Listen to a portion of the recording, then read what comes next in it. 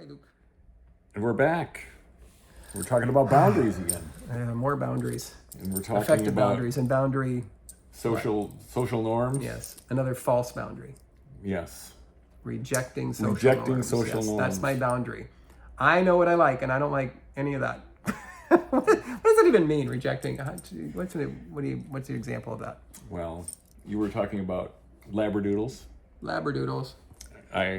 I am now. Well, the social I norm have now a is French to have a bulldog Labradoodle. now. That's a status thing. It is a status thing. It's not as common. Everybody has a Labradoodle now.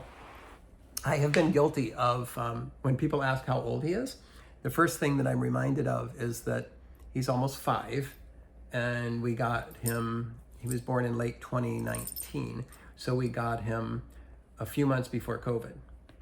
And so my status is, Luke, your snob factor is that you were a Labradoodle before it was cool. Everybody got a Labradoodle during COVID. Or a Golden Doodle or something. Or some kind of something dog. cute and curly, not a French Bulldog. And so now you have a less common, I mean, so when something becomes common, sometimes it loses value if we are in our lack of enoughness. And sometimes that's a social norm. I think when you talked about speeding and traffic rules, crosswalks to me is a social norm. Yes. I think it depends where you live. I guess if you live in a city, use crosswalks or die. Right. Where we live in Sarasota, there are crosswalks, but it's not that. But it depends on where you are. Again, what neighborhood you're in. Where I live, it's such low traffic and all of that. Why would you walk all the way down to the corner to do a crosswalk when you just cross the street and there's no traffic coming in either way? I have a sister who is visiting, and it was on a holiday. I don't remember what holiday it was. It might have been, say it's New Year's Day. And we're down by the Ringley Museum, and we're crossing, we've parked in an empty parking lot, and we're going to walk down to the waterfront. And there's no cars on the road at all. But there's a traffic light 100 yards that way with a big crosswalk. Or we walk directly across the street to the path we're aiming for. And she wants to walk all the way down to the crosswalk. And you're having And she a said, fit. I'm like, you want to what? You're kidding, right? And she's not kidding. Right. And her adult children are with her. And she's taught, and she went into the argument about why she taught her children to always use a crosswalk, and you don't just arbitrarily decide when you want to. If it's a rule, then you don't get to decide to arbitrarily use them sometimes and not. What is that teaching your children? It wouldn't make any sense to teach them to be safe. And I think, well, they're well into their 20s. And you know they're breaking They've they're crossed jaywalking. the street before. I have crossed the street before. And I think I can make it across the street with no traffic anywhere as far as the eye can see.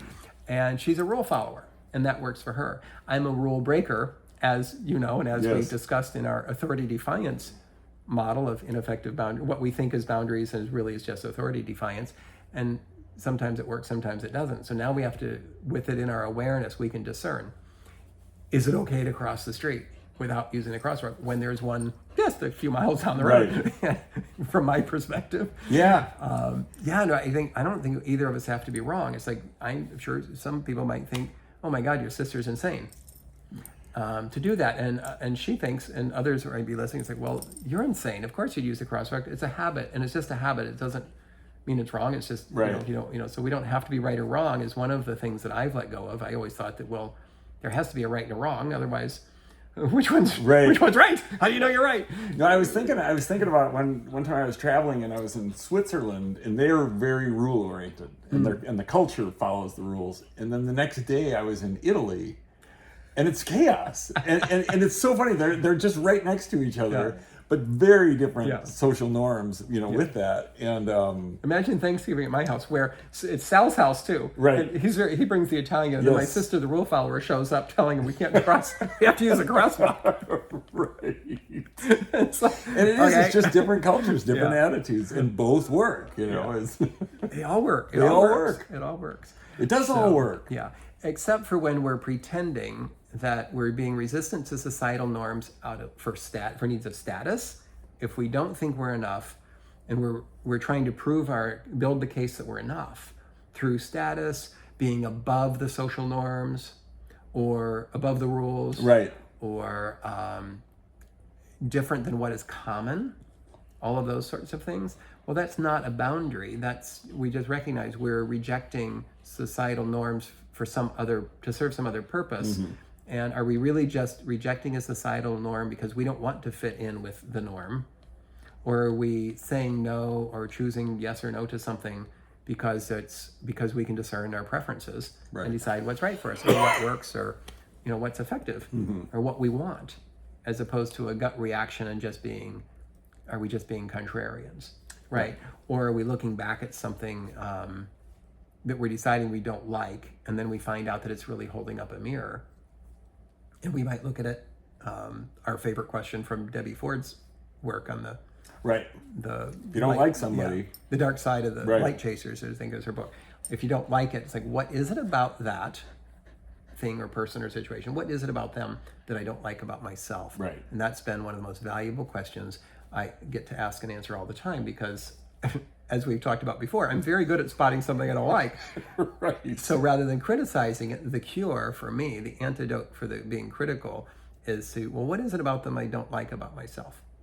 And my gut reaction is, nothing, that's not me. All right, the truth is there's something about them I don't like. Either I've been them, or I certainly have the capacity to be that way, or that I have done that, I've inflicted that same feeling on others or on myself, or I've been there's some connection to what I don't like about that in me or of me or in my life, and I can resolve that, then the criticism can go away, and I don't have to be contrary just to be contrary. Yeah. So it's okay that you're a doodle, huh, Luke? Right. It's okay. So there you go. Think, Luke. Rejection of social norms. You love yourself, don't you? Like nothing else. Yeah.